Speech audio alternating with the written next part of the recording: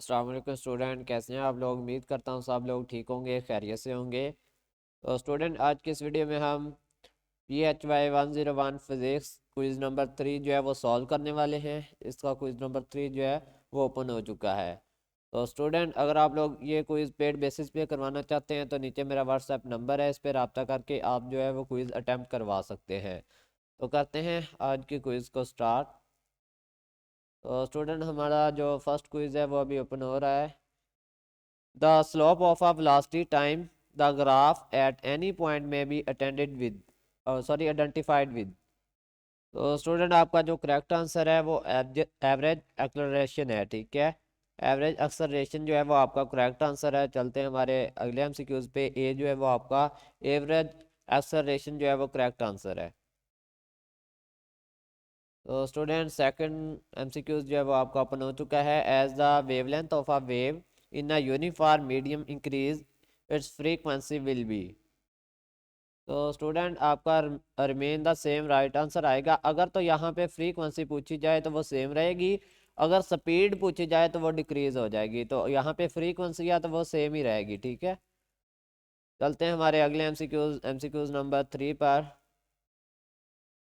तो student, third MCQs open हो चुका है। Stars moving away from the earth shows. तो स्टूडेंट, ये रेड शिफ्ट आपका जो है वो करेक्ट आंसर आएगा। ठीक है, star moving away from the earth shows red shift. ठीक है, रेड शिफ्ट जो है वो आपका करेक्ट आंसर है, ये देख सकते हैं आप यहाँ पे। तो ये आपका रेड शिफ्ट है। चलते हैं हमारे अगले एमसीक्यूज की तरफ। एमसीक्यूज नंबर 4 जो है वो हमारा ओपन हो रहा है।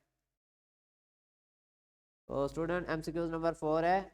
An object attach to one end of the spring makes 20 complete oscillation in 10 second, its period is.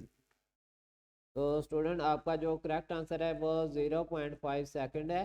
ठीक है, 0.5 सेकंड जो है वो आपका the time period is 0.5 second.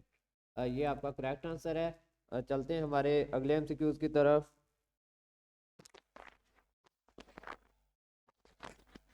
तो स्टूडेंट, नेक्स्ट एमसीक्यूज हमारा ओपन हो रहा है।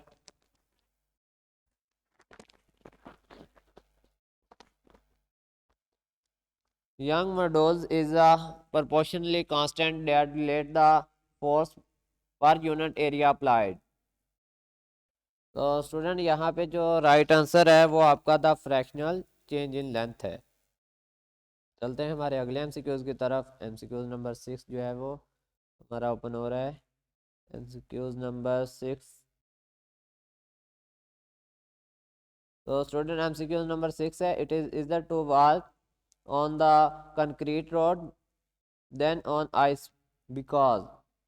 तो स्टूडेंट, यहाँ पे आपसे पूछा जा रहा है कि कंक्रीट के रोड पे जो है वो चलना आसान है, बजाय इसके क्या आप बर्फ़ के रोड पे चलें। उसकी वजह पूछी है तो आपने बताना है the fraction between the ice and the feet is less than.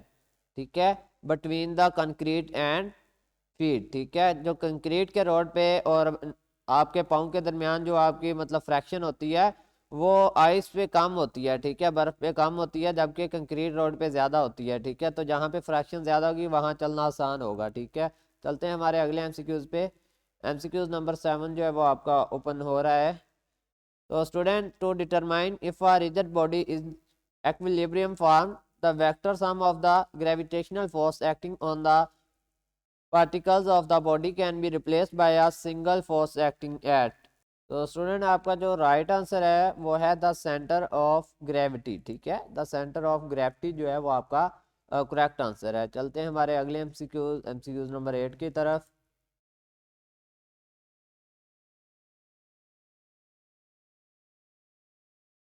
तो स्टूडेंट, एमसीक्यूज नंबर 8 है। Acceleration in a body is always produce in the direction of. तो स्टूडेंट, आपका जो करेक्ट आंसर है वो फोर्स है। ठीक है, ये आपका बिल्कुल करेक्ट आंसर है। चलते हैं हमारे अगले एमसीक्यूज नंबर 9 की तरफ। तो ये देख सकते हैं आप, नेट एक्सटर्नल फोर्स जो है वो आपका राइट आंसर था। एमसीक्यूज नंबर 9 जो है वो ओपन हो चुका है। The approximate value of g at an attitude above earth equal to one earth diameter is. तो स्टूडेंट, इसका जो वेरीफाइड आंसर है वो है 1.9 मीटर पर सेकेंड स्क्वायर। ठीक है, तो आपका जो राइट आंसर है वो ए है, आप देख सकते हैं 1.09 मीटर पर सेकंड स्क्वायर, ठीक है। तो यहाँ पे आपका करेक्ट आंसर जो है वो ए है। चलते हैं हमारे अगले एमसीक्यूज और फाइनल एमसीक्यूज की तरफ। एमसीक्यूज नंबर 10 जो है वो आपका ओपन हो चुका है। Final take of velocity of an airplane is 67 meter second.